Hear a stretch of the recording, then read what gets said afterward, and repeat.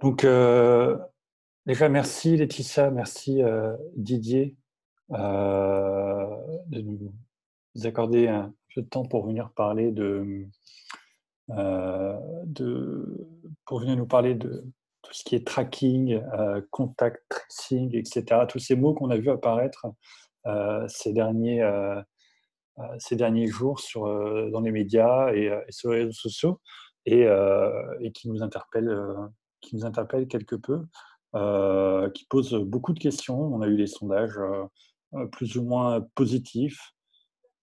Et, euh, et alors, on s'interroge un peu, on a eu envie d'en savoir un peu plus. Donc, c'est gentil d'avoir accepté de répondre, de présenter un peu le travail qui a été réalisé jusqu'à maintenant et de répondre surtout aux interrogations.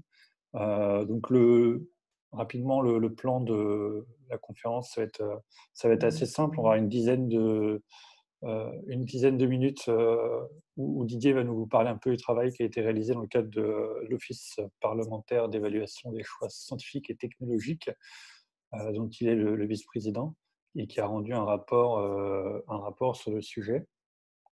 Et ensuite, Laetitia nous expliquera ce sur quoi le gouvernement travaille avec l'application Stop Covid. Donc, je vais laisser la parole à Didier, et puis après, on continuera. Je t'en prie, Didier.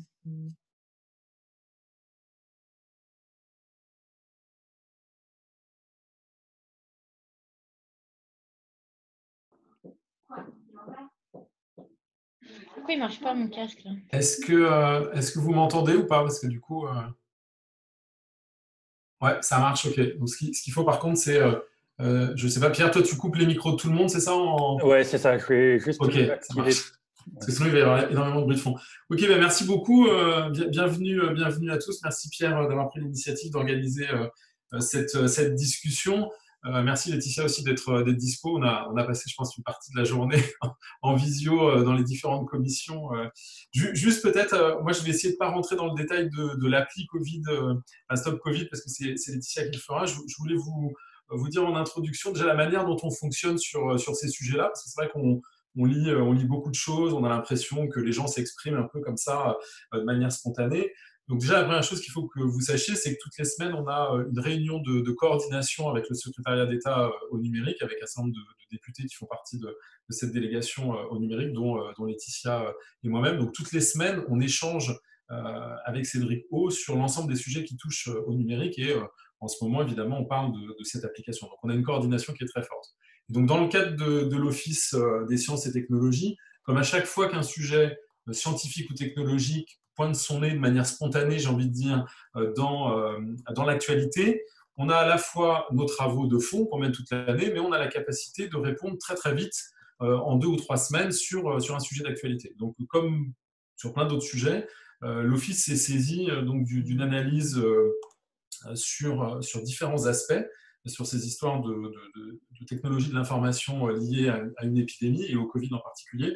Et donc, on a traité 3 grands sujets. Je vais vous les balayer rapidement sans rentrer dans le détail. Et ce que je pourrais faire après, c'est vous mettre le lien vers la note de l'Office, puisque les notes de l'Office sont publiques. Elles sont à destination des parlementaires, mais elles sont publiques sur le site de l'Assemblée nationale. Donc, je vous mettrai le lien dans la boucle des marcheurs 78. Et Pierre, si tu veux le donner plus largement après dans les commentaires de YouTube, tu pourras mettre le lien à disposition. Donc on a traité 3 sujets, les aspects technologiques, les aspects d'organisation et les aspects éthiques. Donc très rapidement sur les aspects technologiques, il y a 2 sujets qui se posent avec les applications, les sujets d'ordre médicaux, donc les données les données médicales, et les données de localisation des individus, puisque dans Stop Covid, l'idée c'est d'essayer d'avoir un suivi des personnes qui sont contaminées à un moment donné par cette épidémie et qui ont pu... Les aspects d'organisation et les aspects éthiques. Donc très rapidement Alors, quelqu'un est en train de rediffuser ce qui se passe sur YouTube en même temps que je parle. Bon, ok, ça marche. très bien. Donc, sur les aspects de données de santé, les données médicales, Certainement que si. Hein. Je pense qu'il va falloir vraiment couper les micros parce que sinon ça... Donc sur les données médicales, sur les données de santé, donc vous avez probablement remarqué que c'était quand même, au-delà de l'épidémie dans laquelle on est, c'est une tendance assez lourde de voir naître un peu des applications dans le domaine de la santé, alors pour plein de raisons, soit pour décharger des aspects logistiques, d'organisation de rendez-vous médicaux, pour décharger des services d'urgence, pour surveiller des symptômes à un moment donné. Sachez par exemple que sur les Yvelines, en particulier, alors sur le GHT Sud, je connais moins le nord des Yvelines, mais en tout cas sur le sud des Yvelines, sachez que dans le cadre du Covid, en fait, nous utilisons l'application Covidom, qui a été développée par l'assistance publique, pour que chaque personne qui à un moment donné s'est rendue aux urgences ou dans un centre Covid de dépistage puisse continuer à être suivie. C'est une application Covidom, bien sûr, qui est déclenchée sur la base du volontariat. Les personnes n'ont absolument pas l'obligation de se renseigner sur l'application. Donc il y a déjà des éléments qui existent, hein, c'est pas l'application Stop Covid n'est pas quelque chose de nouveauté. Autre exemple d'application de santé dans les Yvelines, j'ai travaillé cet après-midi avec les pompiers des Yvelines, donc le 6 des Yvelines. C'est 4000 salariés, pour vous donner un ordre d'idée. Évidemment, ils sont particulièrement exposés au Covid, puisqu'ils vont évidemment directement chez les personnes qui peuvent être contaminées à un moment donné. Il y a eu des cas, d'ailleurs, on a eu malheureusement un décès d'un infirmier cette semaine qui a été communiqué. Et donc, Vélizy était le premier centre, en fait, où des cas ont été détectés. Et donc, ils ont décidé très vite d'abandonner Excel, parce qu'ils faisaient un suivi de l'évolution de l'état de santé des personnels du SDIS, à travers Excel, et très vite, ils ont voulu migrer vers une application.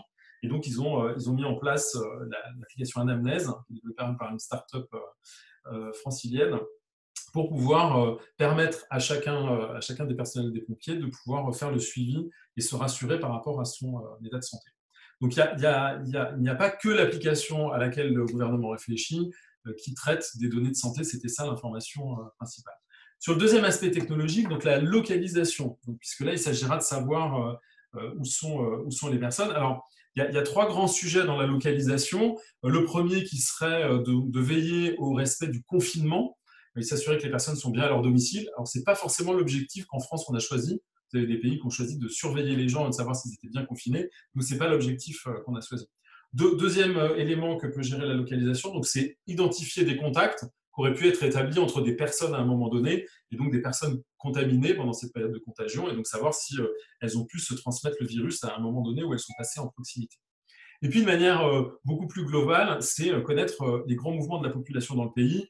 Et donc, sur ces histoires de localisation, vous vous souvenez probablement au tout début de l'épidémie, c'est une enquête INSERM qui a été menée avec les données de l'opérateur Orange, qui a permis de montrer qu'il y a plus d'1 million de franciliens qui, le jour de l'annonce du confinement, enfin la veille de l'annonce du confinement officiel, avaient quitté la région parisienne pour aller ailleurs se confiner en France. Donc là, avaient été utilisées des données, bien sûr, des téléphones, hein, parce que dans les histoires de localisation, on est toujours sur l'utilisation du téléphone. Donc, ils avaient utilisé leur système de maillage, enfin, sans rentrer dans le détail technique, pour voir les grands mouvements de population. Et donc, il y a eu j'ai envie de dire, une appétence grand public sur ces sujets-là. Donc, c'est comme ça que vous avez probablement vu le débat donc, sur est-ce qu'il faut utiliser la technologie GPS ou Bluetooth pour utiliser la localisation. Alors, l'appareil, sans rentrer dans un détail trop technique que je maîtrise d'ailleurs pas forcément, parce que je suis pas un technicien, mais ce que j'en ai compris, en fait, l'arbitrage, il est que le Bluetooth, en gros, il permet de faire ce qu'on appelle une proximité relative. C'est-à-dire qu'on va savoir qu'à un moment donné, vous avez été en proximité du téléphone de quelqu'un d'autre. Si on utilise une technologie de GPS, on va pouvoir rajouter par-dessus la dimension, alors ce qu'on appelle la contextualisation, c'est-à-dire qu'on va pouvoir savoir que vous étiez dans tel quartier, dans telle ville, ce qui, a priori, par rapport à la réflexion, mais Laetitia nous en dira un peu plus tout à l'heure, n'est pas forcément l'objectif qu'on s'est donné, savoir que vous étiez dans le quartier X ou Y au moment où vous avez peut-être contaminé d'autres personnes, ce n'est pas forcément ça qui nous intéresse. Ce qui nous intéresse, c'est de savoir de manière totalement anonyme que peut-être vous avez croisé quelqu'un qui avait le Covid à un moment donné et donc de pouvoir déclencher une surveillance. Deuxième élément, après les sujets technologiques, donc tout ce qui concerne l'organisation de la gestion des données de santé. Donc là, je vous renverrai à la note parce que c'est quelque chose qui est assez détaillé et un peu complexe. En gros, dans les données de santé, vous avez des données administratives qui sont gérées. Donc ça, c'est tout le système national d'information de l'assurance maladie. On récupère aussi des données de gestion hospitalière, hein, de tout ce qui est programmation des opérations médicales, donc là, qui sont remontées dans le système d'information des hôpitaux. Et puis, vous avez un troisième champ de données qui sont le suivi des causes médicales de décès qui sont remontées dans un autre système d'information.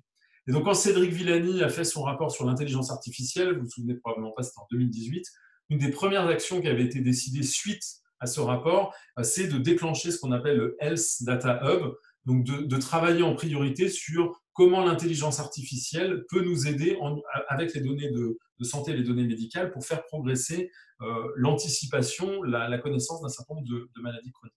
Il y a énormément de problèmes aujourd'hui, je ne rentre pas dans le détail sur la connexion entre ces trois champs de données dont je vous ai parlé juste avant, qui sont censés, avec la décision de créer ce hub de données de santé, donc cette plateforme commune, et qui fait que potentiellement on peut prendre un certain nombre de retards avec ces données parce que chacune des administrations veille à ce que les données soient protégées et on n'a pas une attitude naturelle à utiliser les données de santé aujourd'hui. Dernier point, et je m'arrêterai là-dessus, donc tous les sujets, tous les aspects qui touchent à l'éthique et le juridique, et là probablement que Laetitia rentre un peu plus dans le détail de cette partie-là. La réflexion, elle est de se dire que toute application qu'on sera amené à développer, enfin en tout cas c'est l'objectif qu'on s'est donné, le cadre dans lequel on veut rester, donc c'est de rester dans ce fameux règlement qu'on appelle RGPD, donc le règlement général de protection des données, donc il y a un règlement européen que nous avons ratifié, je crois en 2017 à l'Assemblée nationale, et qui donne un certain nombre de conditions pour pouvoir développer des applications, des systèmes selon un cadre qui est strict et qui nous est commun à l'ensemble de l'Europe. Donc, le premier élément, c'est l'obligation de consentement explicite et positif. C'est-à-dire que on ne peut pas développer une application s'il n'y a pas ce consentement et que vous n'avez pas clairement fait la démarche de dire que vous étiez d'accord pour utiliser cette application. L'interdiction de profilage au moyen de systèmes automatisés, la confidentialité évidemment de l'ensemble des communications électroniques, le droit à l'effacement des données personnelles, c'est-à-dire qu'on doit savoir, et c'est borné dans le temps, qu'est-ce que deviennent les données qui ont été utilisées à un moment donné dans le cadre de ces applications, et l'absence absolue de publicité de toute donnée individuelle qui aurait été collectée. Dernier élément, dans le cadre de RGPD, il faut aussi que les systèmes soient réversibles. Donc, on ne soit pas dans un système qui se déploie pour toujours, mais qu'on puisse l'arrêter à un moment donné. Donc, à retenir, consentement recueilli de manière explicite et ne pas réduire, en gros, le droit des personnes avec ce type d'application. Alors, légitimement, évidemment, ça ouvre un certain nombre de questions auxquelles on a des réponses, mais on pourra y revenir dans le débat parce que c'est probablement dans ce champ-là que vous aviez aussi beaucoup de questions. Et puis, vous voyez que le débat politique aujourd'hui s'anime aussi beaucoup autour de ces questions d'éthique. Est-ce qu'on votera, est-ce qu'on ne votera pas? Je pense qu'on pourra y revenir dans vos questions. Est-ce qu'il n'y a pas un risque aujourd'hui pour que ce qu'on appelle les effets de cliquet, en fait, si vous voulez, c'est que on pourrait passer à un moment donné de mesures volontaires à des mesures qui deviendraient contraignantes et qui soient appliquées tout le temps parce que à chaque fois qu'il y aurait une crise qui se produirait, on mettrait en place ce type d'application. Donc sachez que sur ce sujet-là, dans le cadre du règlement RGPD, on ne peut pas mettre de manière automatique et contraignante ce type d'application en place. Il faudrait une loi en fait pour le faire. Or aujourd'hui, on veut rester complètement dans l'application de RGPD et de ne pas avoir à légiférer ou de faire une loi spécifique dans ce domaine-là. Est-ce qu'il n'y a pas un risque en fait que finalement on s'habitue à ce type d'application et qu'on se dise parce que la crise est grave, on préfère préserver la vie de tout un chacun et donc on ne ferait pas attention aux questions de la protection des données personnelles et des libertés individuelles. C'est une vraie question et je pense que là encore, en restant dans le cadre des RGPD et des textes de loi qui existent et en ne légiférant pas de manière supplémentaire avec ce type d'application, on se protège et on évite de toucher à la vie privée. En tout cas, on évite les dérives dans ce domaine-là. Et le dernier élément qui pose question, en tout cas nous qui nous a beaucoup aussi interrogé dans le groupe de députés du numérique, c'est est-ce qu'il n'y a pas finalement une croissance, une dépendance de plus en plus importante des acteurs publics vis-à-vis des acteurs privés, c'est-à-dire la question de la souveraineté de ce type d'application. Est-ce qu'aujourd'hui, des acteurs comme Apple, Google, Microsoft, enfin les GAFA de manière générale, est-ce qu'ils ne sont pas en train de nous étouffer complètement et essayer de pousser leurs solutions Donc, on développerait une forme de dépendance vis-à-vis d'eux, là où peut-être, sur des sujets de santé, de liberté individuelle, on devrait plutôt développer des solutions strictement françaises ou européennes. En tout cas, c'est plutôt le chemin qu'on a choisi de prendre dans la réflexion avec le gouvernement, essayer de travailler, et je pense que Laetitia reviendra peut-être un peu plus en détail sur ce point-là, et essayer de respecter cette dimension de souveraineté et de s'inscrire là aussi dans une réflexion européenne commune. Parce que de manière générale, dans le numérique, je pense que le règlement RGPD, il nous est commun, il nous est souvent envié par des pays, moi je le vois à travers les travaux que je peux mener sur la reconnaissance faciale, des pays qui ne se sont pas posé la question de la souveraineté et des données individuelles regrettent bien aujourd'hui de ne pas pouvoir mieux se protéger vis-à-vis de l'ensemble de la circulation de ces données. La CNIL joue un rôle extrêmement important aussi dans ce type de discussion. On les a auditionnés la semaine dernière pour s'assurer que l'application qui serait développée répondrait bien aux recommandations de la CNIL. Parce qu'il n'y aurait rien de pire que de lancer une application gouvernementale et que la CNIL, à un moment donné, rende un avis réservé sur la méthode ou le contenu de ce qu'on aurait fait. Donc ces choses-là, c'est important que vous l'ayez en tête, elles sont systématiquement discutées en amont, évidemment, avec la CNIL, avec les auditions par l'Assemblée nationale, donc par l'ensemble des députés. Et il se trouve que c'est à travers la commission des lois que l'audition a été menée. Donc on a bien une interrogation commune. Quand je dis commune, c'est l'ensemble des députés, soit de la majorité, mais aussi des oppositions, pour mesurer, comprendre ce qui est en train d'être mené comme réflexion sur ce type d'application. Donc les décisions, elles ne sont pas prises dans un coin ni imposées à personne. On a largement la matière pour pouvoir y réfléchir, se faire une opinion en tant que député et pouvoir permettre d'avancer sur ces sujets-là. Voilà en très très résumé ce qu'il y a dans la note de l'OPEX, en tout cas qui fait un état des lieux de notre connaissance sur le sujet. Et je vous la mets en ligne tout de suite sur la boucle du 78.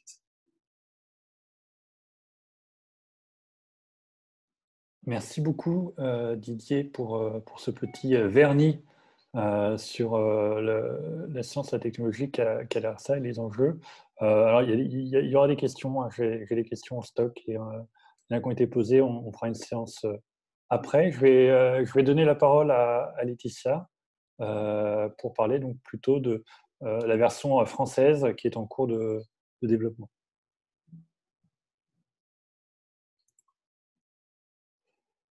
Merci beaucoup Pierre, merci Didier et puis merci à vous toutes et tous de m'accueillir virtuellement dans le 78. Ça fait toujours plaisir de vous voir.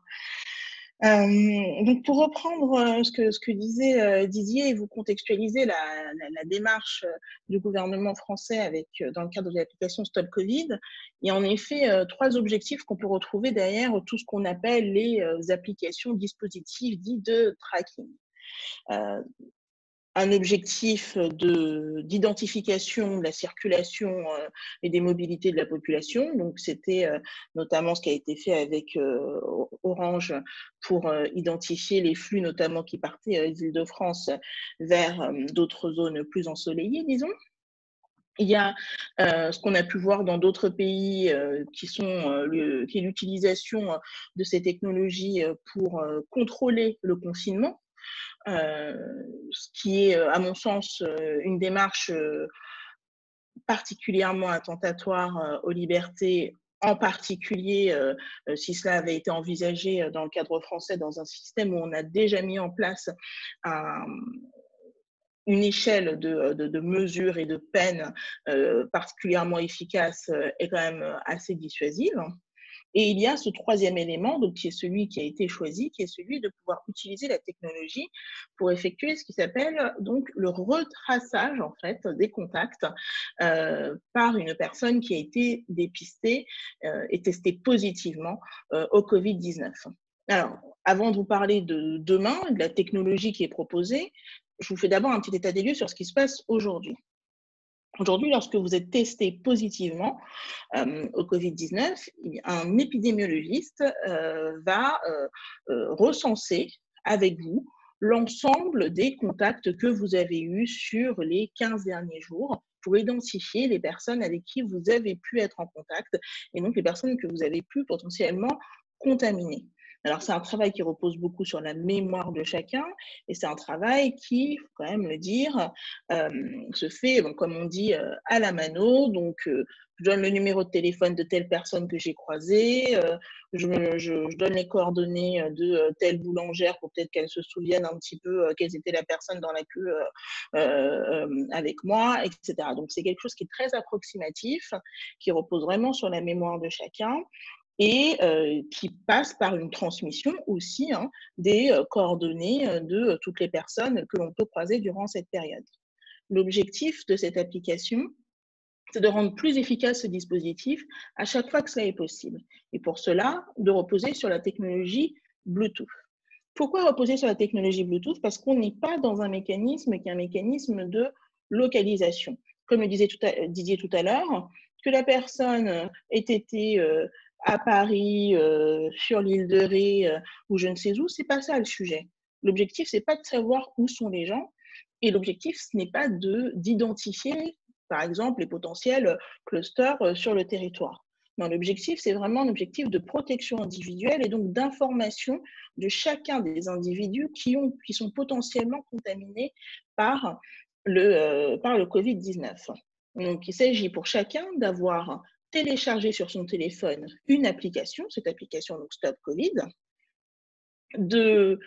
d'actionner le Bluetooth sur cette application et les Bluetooth respectifs de chaque téléphone, en fait, communiquent entre eux lorsqu'ils sont dans un champ qui est extrêmement restreint. Et l'objectif, c'est vraiment d'être dans un champ de quelques mètres et une activation de cet enregistrement du contact lorsque ce contact se réalise sur une période donnée, disons, entre une dizaine et une trentaine de minutes. Et à partir de là, les téléphones donc enregistrent ce contact. Le jour où une personne est testée positivement, elle renseigne elle-même sur ce téléphone le fait qu'elle soit testée positivement au Covid-19. Et donc, les personnes qui ont été enregistrées dans l'application Bluetooth, et quand je dis les personnes, je reviendrai sur ce que je veux dire par là, mais donc les identifiants, disons, qui ont été enregistrés sur cette application Bluetooth sur les 15 derniers jours, vont recevoir une information qui leur fait savoir qu'elles ont été potentiellement en contact d'une personne contaminée au Covid-19 et les invitant à se rendre chez leur médecin pour se faire dépister. Donc, c'est ça bien l'objectif, la finalité, c'est de dire aux personnes, allez vous faire dépister, allez chez le médecin, vous êtes potentiellement contaminé. Rien de plus, rien de moins. Alors, qu'est-ce qu'on aura sur nos téléphones? Est-ce qu'on aura la liste des personnes qu'on a croisées? Est-ce qu'on aura le nom des personnes que l'on a croisées? Non. Ces données, personne ne les aura et tout va fonctionner sur une technologie cryptée qui permet d'anonymiser l'ensemble des données et de s'assurer que personne ne puisse avoir accès aux données personnelles de quiconque. C'est-à-dire ni l'État, ni les utilisateurs des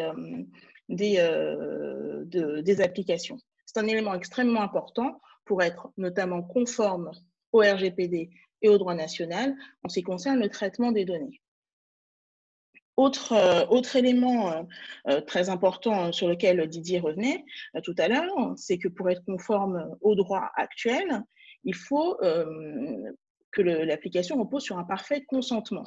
Ce consentement, il se réalise à 3 échelles. 1, parce qu'on télécharge l'application. 2, parce qu'on décide de renseigner des informations dans cette application. On peut ne pas renseigner. Le fait lorsqu'on est testé positivement, il n'y a pas de contrainte à remplir l'application et à dire je suis positif. C'est un consentement également. Et 3, l'activation du Bluetooth. Ça aussi, c'est quelque chose qui repose sur le consentement de chacun de mettre ou non le Bluetooth sur son téléphone et de le désactiver. Donc, ces 3 leviers de consentement montrent qu'on est dans un système qui repose vraiment sur la volonté de chacun et qui ne peut pas reposer sur un système de contraintes, ce qui est extrêmement important pour que l'on soit dans notre cadre juridique à la fois européen comme national. Troisième élément très important dans la façon dont cette application est envisagée, c'est que c'est une application qui sera en open source. Qu'est-ce que cela veut dire? C'est-à-dire que tout ce que je vous dis aujourd'hui, tout ce que Didier vous a dit tout à l'heure, tout ce que nous vous dirons lorsqu'on répondra aux questions et surtout tout ce que le gouvernement dit aujourd'hui quand il présente cette application devra être conforme à ce qui sera codé. Puisque si cela n'est pas le cas, de toute façon, toute personne pourra auditer, contrôler ce qu'il y a dans cette application et donc s'assurer de la bonne protection de nos droits et de nos données. Quand je dis toute personne, bien sûr, je ne vous parle pas de moi, mais je parle de toute personne qui est un petit peu geek et qui sait lire un code et voir comment une application est utilisée ou non à bon escient. Donc voilà les éléments du cadre. Comme le disait Didier, un contrôle, bien sûr, il s'agit de données personnelles, donc la CNIL qui est aujourd'hui en relation informelle avec le gouvernement puisqu'elle n'est pas saisie officiellement d'un projet, mais qui, dès que l'application sera terminée, sera saisie, bien sûr, et surtout qui sera en plein contrôle de cette application et de la protection des données de chacun. Ce que dit la CNIL, ce que dit le droit européen, ce que dit notre droit national, c'est qu'une application de ce type, elle peut exister aujourd'hui dans notre droit à partir du moment où elle est pleinement, elle repose pleinement sur le consentement de chacun, où elle est proportionnelle et nécessaire. Donc ça, c'est important de se dire que les mécanismes qui sont mis en œuvre n'outrepassent pas une nécessité. Et dernier élément, mais qui là n'est pas utilisé par le gouvernement parce que ce n'est pas nécessaire. Il faut que vous sachiez que dans le cadre du RGPD, il est possible de déroger un certain nombre de règles de droit commun dans des moments spécifiques tels que ceux de l'état d'urgence sanitaire que nous connaissons aujourd'hui, mais ce n'est pas le choix qui a été fait par le gouvernement, c'est-à-dire que la plateforme, l'application qui sera proposée est RGPD compatible en temps normal, donc c'est-à-dire dans le cadre du droit commun. Aucune disposition qui serait une disposition dérogatoire liée à l'état de crise sanitaire n'est prévue dans le cadre de cette application. Et je trouve que ça est extrêmement important parce que cela permet de rester à notre niveau classique et non pas d'être dans un niveau exceptionnel dans le traitement des droits et libertés de chacun. Qu'est-ce que je peux vous dire avant d'entrer dans la phase de questions-réponses pour terminer, et notamment avec mon regard de juriste, on pose beaucoup la question de cette application au regard de la question des libertés. Et peut-être que vous me poserez des questions vous-même sur ce point-là. Et souvent, j'ai envie de répondre, de quelle liberté parlons-nous? Puisque on dit des libertés, mais de quoi parlons-nous exactement? Est-ce que c'est la liberté de circuler? Dans ce cas-là, je ne vois pas d'entrave, de difficulté quelconque dans la mesure en plus où on est en présence d'une application qui ne repose absolument pas sur une question de géolocalisation. Est-ce que c'est les droits de chacun en matière de données personnelles? Là, je crois qu'on vous a apporté quelques éléments déjà de réponse en ce qui concerne l'absence de traitement des données individuelles. Est-ce que c'est le secret médical? Là encore, on est dans une application qui ne donne aucune donnée médicale concernant une quelconque personne, et c'est bien la personne malade elle-même qui, si elle le souhaite, peut activer le on-off sur le fait qu'elle soit testée positivement. Donc, un cadre qui entre pleinement dans notre droit actuel, bien sûr des questions légitimes parce qu'on a l'impression que ça peut être quelque chose de très nouveau, et je terminerai mon propos ainsi, je dois vous dire qu'en réalité, ce n'est pas si nouveau que ça. Si vous prenez des applications que l'on a, des applications au grand public, que certains d'entre vous peut-être sur leur téléphone actuellement, je pense aux applications notamment de rencontres qui fonctionnent sur des mécanismes de géolocalisation de personnes dans un cercle proche. Je prends souvent l'exemple de l'application Appen qui va pouvoir vous retracer les contacts de personnes dans un champ de 250 mètres, je crois, autour de vous sur les dernières 24 heures. C'est finalement le même système avec moins de géolocalisation et plus de Bluetooth. Merci beaucoup Laetitia. Alors, on va passer à une phase de questions. Alors, je vais demander lors de l'inscription aux personnes qui avaient des questions de les écrire, ce qui va me permettre en fait, de donner la parole un peu plus facilement que si tout le monde se met à parler en même temps. L'idée, c'est que si vous avez d'autres questions, vous n'avez pas posé au fur et à mesure, écrivez-les dans l'espace de conversation de Zoom ou sur le stream YouTube. Et puis comme ça, je donnerai la parole au fur et à mesure. J'avais une première question de Gaël. Je vais te donner la parole, Gaël, maintenant.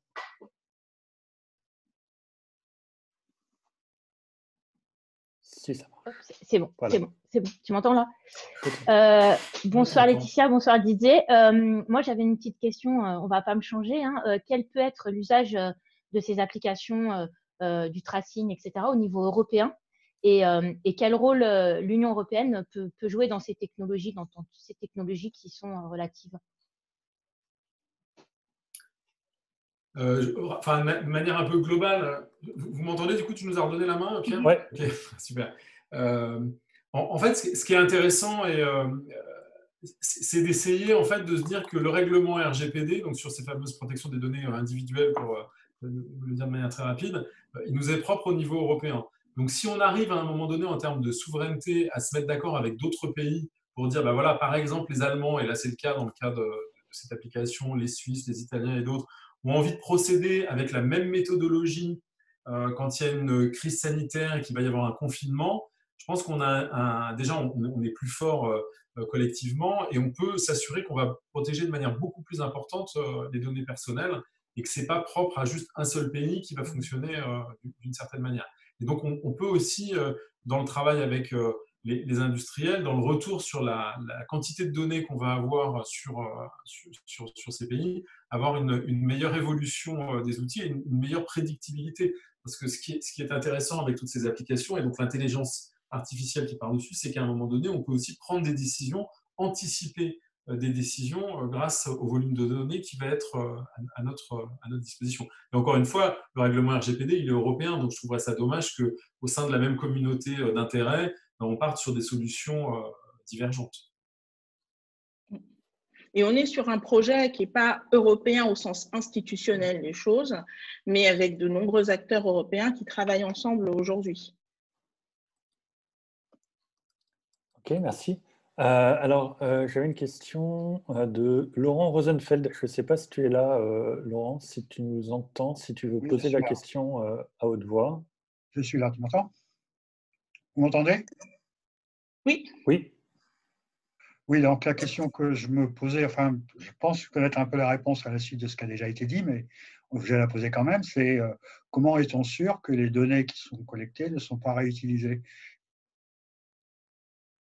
Ça, c'est un élément qui est vraiment essentiel et là, encore une fois, qui est aussi inhérent à la situation dans laquelle on va se mettre. C'est-à-dire que si on dit on développe une application qui est RGPD compliant, ça veut dire qu'on doit la borner dans le temps. Là, en l'occurrence, on va mettre en place ce tracing pendant on va dire, ça débute telle date et ça se termine à telle date. Et donc, les données personnelles, en fait, ne sont pas réutilisées. Elles disparaissent. Je crois que dans les réflexions qu'il y a, elles disparaissent même de manière automatique au bout d'une période entre 15 et 20 jours. Donc, c'est vraiment un élément important. Si les données personnelles ne disparaissent pas à la fin de l'utilisation de cette application, qui encore une fois a une vocation limitée dans le temps, on n'est pas RGPD compliant. Donc, quand le gouvernement va dire on développe cette application de cette manière-là en respectant et en mettant en place l'ensemble des recommandations qui sont liées à RGPD, donc qui ne nécessitent pas de légiférer de manière supplémentaire, on sera dans ce cas-là de manière obligatoire. C'est contrôlé en plus. Hein. Si on dit que les données, Laetitia disait tout à l'heure, c'est quelque chose qui est open source. C'est aussi à un moment donné pour qu'on s'assure que le code de l'application, par exemple, soit connu de l'ensemble des personnes qui voudraient aller regarder dedans. Sachant qu'on a un peu l'expérience de ce type de sujet. Par exemple, je prends l'exemple de Parcoursup, de l'application Parcoursup qui avait fait beaucoup de débats quand on a changé de système, pour montrer en fait qu'on n'avait rien à cacher dans l'algorithme d'affectation des élèves dans les suivant les choix qu'ils avaient fait, etc. On a publié le code source de l'application. Ce qui fait que l'ensemble du monde français éducatif, mais aussi informatique, allait pu regarder ce qu'il y avait dans l'algorithme et faire des recommandations d'amélioration de l'algorithme si c'était nécessaire. Donc cette dimension open source, elle est très importante dans la transparence et dans l'éthique qu'on met dans le projet. Super. Merci Didier. J'ai une question de Juliette. Juliette, est-ce que tu es là pour en parler? Alors, je suis là. Je ne me Super. souviens plus de ma question. Donc, Salut Juliette. C'était une question qui parlait de l'usage étatique des technologies pour tracer les individus. C'était quoi, donc la... Bon, c'est pas grave, il y a plein de questions. C'est pas grave. C'était Oui. juste pour qu'on entende le son de la voix de Juliette. C'est ça. Elle était enfin, c'est une vraie question, donc je veux bien avoir la réponse. La question, c'était est-ce qu'il n'est pas dangereux de commencer un usage étatique des technologies pour tracer les sujets des individus, même avec leur consentement? Oui, voilà. Mais alors la question, c'est pas tant. Enfin, ça veut, enfin, le début de la fin. Ça veut dire quoi? Ça veut dire quoi? Non, mais alors, c'est pas le début de la fin, c'est pas le début de quoi que ce soit, c'est pas la fin de quoi que ce soit. C'est là qu'il faut chacun aussi un moment s'arrêter, se poser les choses et se dire de quoi parle-t-on. Alors déjà, tracer les individus. Tracer les individus, c'est quoi? C'est-à-dire savoir où sont chaque personne à tout moment. C'est ça, tracer des individus. Et tracer des individus, moi, je peux vous dire qui le fait aujourd'hui. C'est Facebook, c'est Google, c'est Apple, c'est tous les appareils que vous avez en ce moment. Moi, j'ai renoncé à avoir une vie privée en ce qui concerne la localisation, vu le nombre d'appareils que j'ai chez moi aujourd'hui. Forcément, il y en a au moins un qui fait de la géolocalisation en ce moment même. Donc, on a tous cela. Ce que fait cette application, ce n'est absolument pas ça, parce que ce n'est pas du tout une application de géolocalisation. Tout ce qu'elle fait, c'est vous mettre, vous, en relation avec les contacts que vous avez eus sur les 15 derniers jours. Et donc, vous permettre de pouvoir les informer en réalité sans savoir l'identité de cela, grâce à un mécanisme qui sera hyper crypté pour continuer dans le sens de ce que disait Didier pour répondre à la précédente question. Mais vraiment, garder à l'esprit, ce n'est pas le début ni la fin, c'est une opération qui se fait aujourd'hui à la main, qui peut se faire de manière numérique, mais qui correspond à la même chose en réalité que ce qu'on fait lorsqu'on fait ce questionnaire où on retrace toutes les personnes que l'on a vues les 15 derniers jours. Et là, c'est vrai que c'est l'État. C'est ça, en fait. Oui, mais alors, en matière de liberté, alors c'est déjà l'État qui le fait aujourd'hui, en matière de santé, quand tu fais le tracing. Et alors, surtout, il y a une question dans ce cas-là. Lorsque l'on parle de droit, lorsque l'on parle de liberté, ce qui compte, ce n'est pas dans un projet l'émetteur, ce n'est pas de savoir si c'est l'État ou Trucmuche ou Mark Zuckerberg qui va mettre en place une application. Ce qui compte, c'est de savoir ce que fait cette application. Et donc, si cette application, elle est ou non attentatoire à nos droits, au RGPD, aux droits nationaux, aux droits européens, aux droits fondamentaux. Ce n'est pas l'émetteur, mais ce que fait l'application. Ça, c'est la première chose en droit. Ensuite, en ce qui concerne les questions d'éthique, moi, je préfère avoir une application développée par un gouvernement, je dis bien développée par un gouvernement sans traitement des données, plutôt que de donner mes données à des géants américains qui sont hors application qui sont hors territoire RGPD de manière générale et qui font de la surexploitation de nos données, comme nous le savons aujourd'hui. Donc, la question éthique, moi, je suis contente qu'elle arrive dans le débat public aujourd'hui, parce que je suis contente que chacun prenne conscience en réalité de tout ce qui est fait aujourd'hui, de l'ensemble des données que nous avons et que nous donnons bien volontiers aux géants du numérique. Ok, merci. Alors, si on peut juste, un élément comme ça de réflexion dans le débat, c'est intéressant aussi de bien voir qu'on parle de tracing et pas de tracking, et que souvent, d'ailleurs, les pays qui parlent beaucoup plus volontiers de tracking, c'est parce que culturellement, alors je ne sais pas si c'est que de la culture, mais ou politiquement en tout cas, ils cherchent bien à surveiller la population. Quand vous prenez les exemples en Russie, en Chine ou en Corée, c'est des pays qui ont une vraie volonté de surveillance de leur population. Donc pour eux, une épidémie de masse, ils vont surveiller leur population, mais comme ils le font déjà pour plein d'autres sujets. En France et en Europe, on n'est absolument pas dans ce cadre-là. Moi, je pense qu'il y a pas mal de questions sur le flux YouTube aussi qui tournent autour de ça. C'est-à-dire que, est-ce qu'à un moment donné, l'urgence de la situation, le volume de morts, enfin ce qu'on vit là depuis un mois, enfin 5 semaines, ne va pas faire qu'on pourrait tenter de basculer. Moi, c'est ce que je disais tout à l'heure dans les propos introductifs et que vous retrouverez détaillé dans la note de l'OPEX, c'est-à-dire qu'on ne peut pas à un moment donné une application comme ça dire qu'elle est RGPD compliant et se déclencher automatiquement et faire de la surveillance de masse. Légalement, ça n'est pas possible. Donc ça veut dire que si on voulait faire ça, il faudrait qu'on passe une nouvelle loi au Parlement pour dire attention, situation de pandémie nationale, enfin pandémie c'est international pour le coup, d'épidémie nationale, et donc automatiquement, on met en place des applications qui vont traquer les personnes.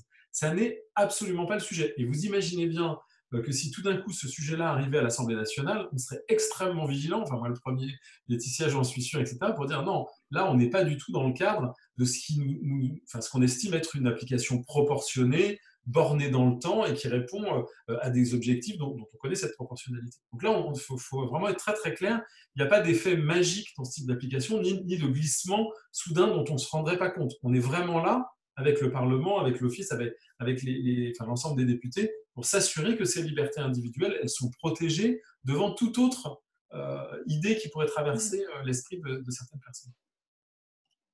Okay. Merci. Alors, je viens de me souvenir qu'il y avait une petite fonction pour lever la main dans la conférence. Ça sera plus pratique pour donner la parole. Donc, du coup, je vais donner la parole à Joël qui a levé la main depuis un certain temps. Vas-y. On ne t'entend pas, par contre. Le micro. J'ai ouvert. C'est bon? C'est bon, Joël. Joël. Je suis convaincu par le fait qu'en utilisant Bluetooth, les données restent dans le mobile, le personnel. Et donc, je ne vois pas pourquoi il faudrait insister sur le fait qu'on conserve les données que 15 jours. Par exemple, ça peut que inquiéter les gens. Je veux dire, les données sont dans ton téléphone. Donc, même si elles y restent un mois, c'est pas ça le problème.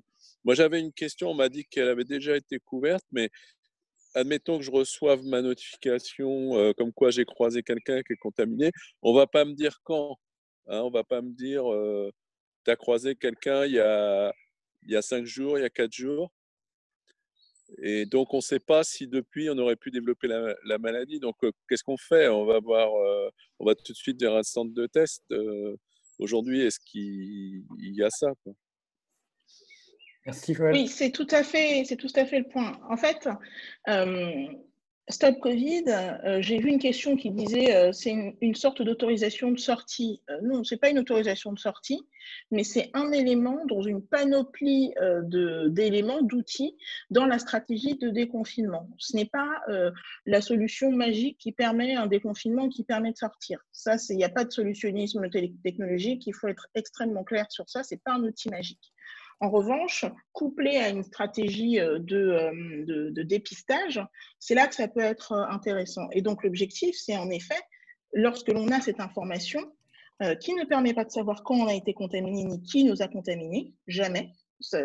Et les développeurs sont en train en plus de prévoir tous les garde-fous nécessaires pour s'assurer que personne ne puisse essayer de retracer, y compris des hackers, etc. Donc vraiment, on a les meilleurs développeurs français qui sont en train de travailler sur cette application et qui sont en train de penser à toutes les solutions possibles. Et donc l'objectif, c'est une fois qu'on a cette information, c'est un peu presque comme une incitation, un ticket d'entrée pour aller chez le médecin et dire allez là, il faut me dépister parce que j'ai cette information, il faut que je sache si je suis moi aussi contaminé, porteur ou pas. Il y a, c'est ce que je vous disais en introduction, Joël, je ne sais pas si tu étais arrivé, dans les Yvelines, il y a 12 centres Covid qui ont été ouverts, ils sont maintenant tous ouverts pour gérer toutes ces situations de dépistage et éviter d'engorger les urgences des hôpitaux. Donc, on ne peut pas y aller comme ça spontanément, hein. Vous devez appeler le 15 évidemment avant et c'est le 15 qui vous oriente, mais proche de chaque territoire, chaque ville, il y a un centre de dépistage. Donc, forcément, l'application, suivant les inquiétudes, enfin, si on vous informe que vous avez croisé quelqu'un, elle vous donnera probablement aussi les adresses des centres Covid qui sont déjà ouverts sur l'ensemble du territoire. Ce que fait le 15 aujourd'hui. Ok, top. Alors, une question suivante, je crois que c'est Cyril qui a levé la main. Oui, merci de me donner la parole. Bonjour à tous. Je voulais en fait revenir sur cette application parce que là, on est en train de parler de loi, d'éviter d'avoir peur de ce que l'on fait de nos données, mais on est en train quand même aussi de parler de sauver des vies et d'éviter des morts. Donc, il y a quand même urgence à faire une application qui va nous aider pour aller vers le bon chemin. Donc, il faudrait peut-être arrêter de penser à ce que l'on va faire de nos données, alors que tout le monde est sur Internet, tout le monde a des applications, comme le disait Laetitia, à juste titre. Et là, pendant un certain temps limité, on va avoir besoin de ces données précieuses, parce que si c'est encadré et que si sur la base du volontariat, ben, il y aura tellement de biais que ça ne servira plus à grand-chose. Donc, on va développer une application qui sera finalement pas si utile que ça. Et à un moment, il faut peut-être agir dans le bon sens collectif. Donc, ça va être hyper utile. Pour parler de protection des données, parlons d'efficacité plutôt. Merci. Oui, tu as raison d'une certaine manière, mais comme l'a très bien dit Laetitia, c'est pas la panacée ou l'application qui va faire tout. C'est un outil parmi un certain nombre d'outils qui existent déjà, de suivi humain, des urgences, des hôpitaux, des médecins de ville, bien entendu, des infirmières de ville. Enfin, il y a toute une armée de soignants qui aujourd'hui font ce travail de proximité et qui permettent évidemment de trouver aussi trouver des solutions. L'application ne vise pas du tout à solutionner l'ensemble du problème de l'épidémie. C'est une des briques. Gardez en tête qu'on est aussi dans cette phase où on va commencer à parler de déconfinement. Donc, il faut aussi qu'on s'assure que l'épidémie ne reprenne pas à un moment donné. Et donc, probablement, en testant beaucoup plus largement la population, hein, si vous entendez les débats qu'il y a actuellement, on aura aussi beaucoup plus de facilité à savoir qui a pu être contaminé ou pas à un moment donné, donc prendre moins de risques dans son déconfinement. Je parlais, je vous le dis, pour l'ensemble de vos entreprises, parce que je citais l'exemple de l'application qui est développée par la start-up Anamnèse, et si vous voulez, je vous mettrai le lien aussi pour que vous allez regarder. Je pense qu'aujourd'hui, même en tant qu'entreprise, quand on est une entreprise avec des salariés qui vont être particulièrement exposés au public extérieur et qui donc peuvent légitimement se poser la question du risque du déconfinement, je pense aux professeurs, je pense aux entreprises du bâtiment, je pense aux restaurations collectives, aux événements. Enfin, il y en a plein. Il y a plein de domaines en fait où on peut être déconfiné et se retrouver avec beaucoup de monde. On peut très simplement, comme ont décidé de le faire les pompiers du 78, mettre en place cette petite application, donc sous la responsabilité de la médecine d'entreprise, hein, évidemment. Il ne s'agit pas de donner ça aux dirigeants de l'entreprise, mais de pouvoir en fait aider au moment de déconfinement en se posant la question tous les jours de savoir, tiens, est-ce que c'est des questions très très simples, il y a une dizaine de questions très simples, pour savoir est-ce que son état de santé il est le même d'un jour sur l'autre, est-ce qu'il n'y a pas de risque. Et avec l'algorithme qui tourne dessus, si jamais il y a le moindre risque, pouvoir alerter la médecine du travail pour éventuellement vous faire un conseil d'orientation à ce moment-là. Donc il y a une panoplie d'applications qui existent et chacun en fait a son niveau de responsabilité, parce que le déconfinement c'est une responsabilité de l'État, du Parlement à un moment donné de décider d'y aller sur la base d'informations scientifiques à notre disposition, mais c'est aussi la question de la qualité au travail que chaque entreprise peut se poser à un moment donné. Et il y a des solutions, encore une fois, simples, qui peuvent être déployées en quelques jours. Hein. Les pompiers des Yvelines, ils l'ont déployé en 4 jours, donc ce n'est pas forcément très compliqué à faire. Et je veux bien compléter un peu en faisant un peu de politique fiction, parce que j'ai d'autres collègues qui m'ont posé aussi la question, qui m'ont dit mais il faudrait, pour que ce soit bien plus efficace, que cette application elle soit obligatoire, il s'agit de sauver des vies. Ok, bien sûr, on l'entend, mais on va faire un peu de politique fiction. Pour que ce soit obligatoire, ça veut dire donc qu'il faut qu'on oblige tout le monde à mettre ça sur son téléphone. Bon, donc déjà, ça veut dire qu'il faudrait une loi, hein, parce que ce ne serait pas possible dans le cadre du RGPD actuel. Mais ensuite, imaginons, on a cette loi, on la vote, tout le monde a cette appli. Ce qui veut dire ensuite qu'on aurait un contrôle du fait que chacun ait cette application ou pas. Donc, finalement, de la même manière qu'aujourd'hui, on contrôle les attestations les attestations de sortie, on pourrait contrôler les téléphones de chacun, aller contrôler le fait que chacun ait activé ou non son Bluetooth. Pour que ce soit pleinement efficace, il faudrait s'assurer que toutes les personnes dépistées remplissent l'application. Donc, ce qui demande de transmettre les données médicales des personnes à la police pour qu'elle puisse contrôler si les personnes testées positivement ont ou non renseigné l'application. Et après, pour que ce soit encore plus efficace, il faudrait s'assurer que toutes les personnes qui sont notifiées parce qu'elles ont rencontré quelqu'un testé positivement vont bien chez le médecin. Et donc là, pour cela, il va falloir s'assurer que chaque personne va se faire tester. Et donc là, on arrive dans du tracking. Dans du tracking tel qu'on le redoute. Donc l'application, elle est à milieu de tout cela. c'est de l'hyper-volontariat et c'est vraiment chacun qui vient mettre sa patte dans cet effort collectif que nous avons de lutte contre la propagation du virus. Ce qui me permet en même temps de répondre à une question de Laure, qui demandait s'il y a des projections sur le nombre d'utilisateurs minimum pour apporter de l'efficacité. Non, il n'y en a pas. Il n'y en a pas parce qu'en fait, comme je disais, c'est plusieurs briques. Et en fait, plus l'application sera en elle-même utile, plus cela permettra.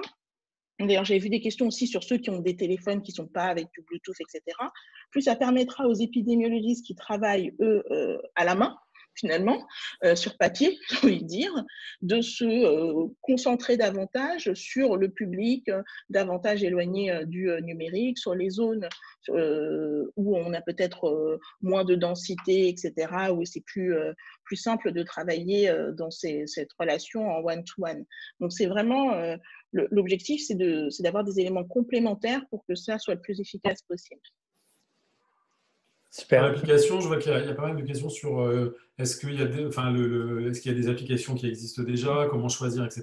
Donc oui, forcément, il y a plein d'applications qui peuvent exister déjà, mais là, on est parti plutôt dans une réflexion, on va voir où ça nous mènera les semaines qui viennent, mais plutôt de partir from scratch sur quelque chose qui correspond exactement dans le temps borné à ce dont on a besoin et pas acheter une application qui fait plein d'autres choses. Sur l'acceptation aussi, je voulais vous redonner ce chiffre et vous avez le détail de l'étude dans la note, parce que c'est aussi intéressant de savoir qu'est-ce que globalement les gens en pensent. Donc, dans la dernière étude qui a été faite sur quand on a posé la question de savoir qu'est-ce que vous penseriez d'une application, en fait, les pourcentages, donc il y a 48% des personnes qui disent qu'elles installeraient cette application sans aucun doute, donc 48%, et 31% des personnes qui l'installeraient probablement. Donc, on voit qu'on a quand même une large majorité de la population qui se dit favorable à l'application. Alors, ce n'est pas parce qu'il y a un sondage qui dit ça qu'il faut faire ce que dit le sondage. Mais pour vous donner un ordre d'idée, on est plutôt très majoritairement, dans le dernier sondage qui a été fait, sur une acceptation de la population de ce type d'application. Ok, merci. On va donner la parole à Stéphane. Bonjour. En fait, vous avez déjà répondu à pas mal de points et de questionnements que j'avais. Je vous remercie pour la qualité des informations qui sont partagées, le sérieux avec lequel vous travaillez sur ce sujet. Principalement, moi, ma question concernait, ou mes préoccupations concernaient le fait que ce ne serait peut-être pas efficace s'il y avait trop peu de personnes qui faisaient le pas et qui acceptaient toutes les conditions pour participer à via cette application. Et je me disais que s'il y avait trop peu de monde, c'était dommage parce qu'on n'arriverait pas à avoir une réelle efficacité. Et naturellement, j'étais aussi de ceux qui considèrent que ça devrait être obligatoire parce que c'est une question de santé publique. Mais j'appréciais les arguments que vous avez partagés, ce que vous avez donné. Et finalement, et c'est un peu une réaction à chaud, je considère que c'est peut-être effectivement un premier pas vers quelque chose d'extrêmement transparent et de citoyen qui pourrait nous être utile dans le futur, en tout cas en termes de principes de fonctionnement, pour tout un tas de sujets qui sont des sujets aussi très collectifs et pour lesquels les citoyens pourraient s'engager en connaissance de cause. Donc voilà, ça me fait réfléchir et je vous remercie pour vos informations. Merci. Sur le même thème, il y avait une question tout à l'heure sur est-ce qu'on a une idée du nombre de personnes qu'il faudrait, enfin du nombre d'inscrits qu'il faudrait sur cette application pour qu'il y ait une utilité épidémiologique là-dessus. Est-ce qu'on a un ordre de grandeur à peu près Oui, c'était la question à laquelle je répondais de Laure, c'est que justement, il n'y a pas de seuil critique parce que l'objectif, c'est de combiner les éléments. Mais en effet, et pour compléter ce que disait Stéphane, pour moi, et c'est aussi pour ça qu'on est là ce soir, Didier et moi, c'est qu'il y a vraiment une nécessité sociétale pour chacun de comprendre la démarche dans laquelle le gouvernement s'engage et l'intérêt que l'on a tous et toutes à partir du moment où cette application sera présentée et où l'ensemble des garanties qu'on vous a énoncées seront en effet vérifiées, à contribuer à cet effort collectif. Les débats qu'on peut avoir en effet sur des questions qui sont des questions qui ne se posent pas sur cette application, mais qui se posent sur des applications aux noms similaires qu'on peut trouver dans certains pays d'Asie notamment, font que l'on oublie parfois l'objectif principal, qui est un objectif d'information du plus grand nombre. C'est une application d'information. Ce n'est pas une information qui permet à l'État de tracer chacun et de faire… Enfin, il y a quand même, l'État a autre chose à faire que de savoir qui est-ce que vous rencontrez à longueur de journée. Et je peux vous dire que, je le répète encore, les outils pour cela existent déjà. Ce n'est pas ça la question aujourd'hui. La question, c'est une crise sanitaire et il faut qu'un maximum de personnes aillent se faire dépister. Donc, une fois qu'on aura ces tests, l'objectif, c'est que les gens aillent se faire dépister. C'est la seule chose qu'on peut faire. Et là aussi, hein, c'est Merci, important, Olivier. sur le fil, il y a la question sur comment on peut mesurer finalement le retour sur investissement de ce type d'application. C'est Laurent qui dit ça, qui dit oui, on fait des rapports en fait sur le coût-bénéfice pour un médicament, mais sur les applications, et c'est vrai que ce n'est pas forcément connu, mais c'est pour ça que je vous donnais l'exemple, le contrôle du Parlement s'exerce aussi dans le domaine du numérique. Je vous ai pris l'exemple de Parcoursup tout à l'heure avec le travail que fait l'Office des sciences et technologies. C'est exactement le travail que nous faisons. C'est-à-dire que si on a fait une note de cadrage sur quel est l'état de l'art aujourd'hui des applications dans le domaine de la santé pour suivre une pandémie, c'est bien parce que l'Office suivra l'évolution et si l'application se met en route, l'Office sera forcément saisi d'une mission d'évaluation, comme on l'a fait sur Parcoursup. Donc il y a vraiment une possibilité. Et les informations, encore une fois, hein, je vous invite à ceux qui sont férus d'analyse, etc., l'ensemble de ces informations, elles sont disponibles de manière tout à fait transparente sur le site de l'Assemblée nationale. Depuis 2017, on met vraiment énormément de matière à disposition. Alors, ce n'est pas toujours connu, puis on n'a pas toujours forcément tous le temps de s'y intéresser, mais les données sont disponibles sur le site de l'Assemblée nationale. Et puis, vous pouvez interroger vos députés si vous avez des questions après sur ces thèmes-là. Les députés qui sont membres de l'Office, vous pouvez tout à fait les interroger pour avoir un complément d'information. Donc, bien sûr qu'on contrôlera l'efficacité d'une telle application, parce que c'est aussi un premier pas vers l'analyse des données de santé qui nous semble être un enjeu majeur dans les années qui viennent. Super. Alors, il y a Olivier Bassine qui tape dans ses mains. C'est ça. Olivier, c'est à toi. Ouais, j'applaudissais parce que tu entends mes voisins, là, ils font la fête, c'est la musique et tout ça. Donc, c'est vrai que c'est 20h. Bravo. Ouais, c'est 20h. Mais moi, je croyais que c'était nous. Non, je suis désolé parce qu'en plus, je vais mettre un peu les pieds dans le plat. Parce que, franchement, moi, je m'interroge sur l'efficacité, un peu comme Cyril et Stéphane tout à l'heure, sur l'efficacité de l'application. Alors, j'ai peut-être l'esprit tordu, mais c'est peut-être mon côté romancier qui veut ça. Mais à un moment donné, si c'est vraiment soumis à l'appréciation de chacun, qu'est-ce qui empêche un petit comique de dire « je suis contagieux » ou à contrario, quelqu'un qui l'a, de dire « moi je ne l'ai pas ». Et de ce fait-là, peut-être, d'augmenter l'anxiété de la population. Moi, je pense que soit on veut vraiment être efficace, et à ce moment-là, on met une parenthèse sur le RGPD. OK, c'est sur une période donnée. Ça peut d'ailleurs fonctionner avec le Bluetooth. On n'est pas obligé d'utiliser de la localisation pour ça. Mais soit on l'impose, ce qui veut dire aussi, évidemment, que dans ces conditions, le secret médical, il en prend un coup aussi parce que forcément, on va contraindre la personne à dévoiler sur son téléphone qu'elle a été atteinte du Covid-19. Mais je pense qu'il y a des applications qui permettent d'effacer les données à partir d'un certain moment. Soit ce qui est proposé avec le Bluetooth et l'apport volontaire, alors certes, c'est bien, c'est citoyen, on voit très bien que dans notre pays, les gens font énormément de choses pour les autres et ça peut marcher à la marge. Mais si vous croisez un jogger qui va cracher par terre, etc., et qui s'en fout complètement et qui n'a pas mis l'application, vous aurez le truc sans le savoir, et peut-être que ça va vous rassurer inutilement. Et à contrario, si vous croisez quelqu'un qui veut faire le malin et mettre qu'il est malade alors qu'il ne l'est pas, accroître l'anxiété de la population. Donc voilà, moi je m'interroge vraiment sur l'efficacité du truc. On ne pourra jamais contraindre qui que ce soit à dévoiler quoi que ce soit concernant sa situation médicale. Ce n'a jamais été le cas dans notre histoire et j'espère que ce ne sera jamais le cas. Ça, je vous le dis aussi dans mon étiquette de juriste. Et c'est pour ça qu'il est très important de rappeler à tout le monde que ce n'est pas une solution magique, loin de là, et que c'est vraiment un élément dans le panier des différents outils. En ce qui concerne le second aspect, c'est-à-dire le fait que quelqu'un se renseigne comme étant positif pour créer une situation anxiogène, cela bien sûr a été identifié par Cédric O, et c'est pour ça qu'on ne pourra se qualifier comme étant testé positivement que sous contrôle médical. Donc, il y aura un mécanisme qui sera mis en place. Je ne sais pas encore lequel sera validé. Il y a plein de choses qui sont sur la table, mais il y aura un tiers certificateur. En gros, il faut que ce soit une action in fine conjointe du médecin et de son patient qui permette de remplir, d'actionner l'application. Donc ça c'est prévu. Et je réponds en même temps, à chaque fois j'ajoute une question, à la question de JB Godillon qui demande justement si ça ne peut pas avoir des effets anxiogènes, le fait de recevoir ce message. Ça aussi, c'est quelque chose qui a été identifié.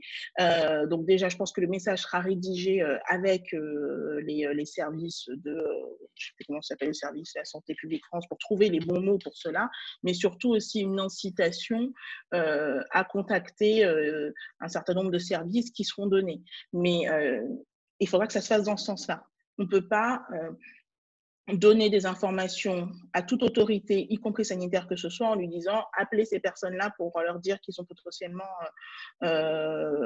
contaminés. Parce que là, c'est une infraction au droit au secret médical. Super, merci.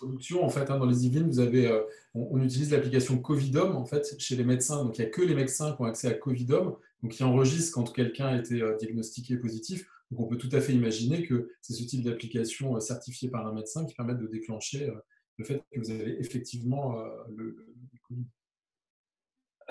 Très bien. Pour finir, deux petites questions rapides qu'on avait posées dans le formulaire qui étaient en résumé, quand est-ce que cette application sera disponible et qui est en charge du développement de cette application? Alors, quand est-ce que ce sera disponible, Didier? Dis-nous. Alors, je regarde ma boule de cristal. Quand, j'espère en tout cas le plus rapidement possible. Il y a pas mal de sujets techniques encore qui sont pas levés. Enfin, on a parlé du Bluetooth, on a parlé des données de santé qui remontaient pas forcément tout à fait correctement dans la plateforme de données globale. Donc ça, c'est en cours de discussion. Il faut que dans les semaines qui viennent, le sujet soit levé. La réflexion aussi, elle est pas dans la recherche forcément aujourd'hui, encore une fois, d'une entreprise pour le faire.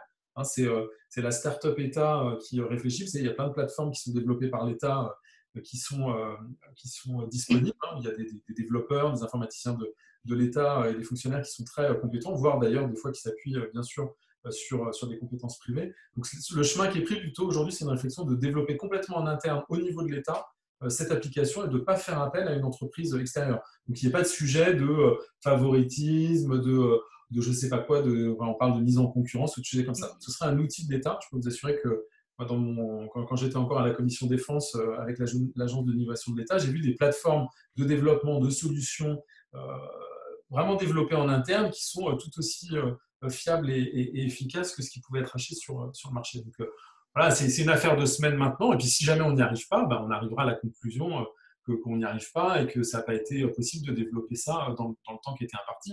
Je vous rappelle qu'il y a 5 semaines, on commençait un confinement. Donc tout ça se décide en 5 semaines. Les mesures d'urgence qu'on a prises pour aider les entreprises les plus démunies, etc., c'est des décisions qui sont prises en 5 semaines. Je pense qu'il faut toujours revenir à ça parce qu'on est, nous, en interaction permanente avec ce que vous dites sur le terrain, ce que les entreprises disent, ce que vous nous remontez, et on fait remonter ça dans les cabinets au niveau des ministères pour s'assurer en fait que les cas concrets du terrain, comme on fait ce soir avec vous, on peut se nourrir de ça pour bien aménager en fait les décisions qui vont être prises. Et vous avez probablement vu dans les derniers jours que beaucoup de choses qu'on a pu discuter ensemble ont été prises en compte dans les différents ministères sur la mesure des choses que vous traversez dans vos entreprises ou dans votre vie quotidienne. Et on va faire pareil avec la discussion de ce soir, bien sûr. Super. Et vraiment, cette crise sanitaire, il faut se dire qu'elle révèle à la fois le pire comme le meilleur de notre société. Et là, on est dans le meilleur. On a une centaine de personnes qui sont une centaine des meilleurs cerveaux français, que ce soit des chercheurs, des codeurs, des développeurs, qui sont en train de travailler bénévolement ensemble. des personnes qui sont en temps normal en concurrence sur leurs projets, dans leurs startups, dans leurs entreprises, etc. et qui sont venus bénévolement dire « moi, je veux contribuer, je veux aider mon pays à développer une solution souveraine pour ne pas avoir à reposer sur des solutions qui seront des solutions étrangères. » Voilà ce que je peux apporter, parce que moi, voilà, je ne suis pas un personnel soignant, parce que je ne peux pas aider, je ne peux pas être en première ligne dans cette guerre que nous menons aujourd'hui contre ce virus au niveau de l'hôpital, mais je vais l'être sur le niveau de la technologie et ma matière de vie, je vais l'apporter pour cela. Moi, je trouve ça mais fabuleux et je suis vraiment, vraiment très reconnaissante vis-à-vis de ces personnes qui donnent aujourd'hui de leur temps, de leur énergie, de leur savoir pour qu'on puisse trouver la solution la plus efficace possible. Alors, ce ne sera pas, encore une fois, l'alpha et l'oméga pour répondre à la question de Juliette de Causant, c'est-à-dire que ceux qui n'ont pas de smartphone, eh bien non, ils n'ont pas de smartphone, donc ils ne pourront pas avoir cette application, mais ils pourront toujours travailler en lien avec les épidémiologistes qui existent toujours, qui sont là, qui font un travail colossal et qu'il faut aussi saluer, et qui seront toujours là demain et qui seront encore mieux dédiés à leurs tâches.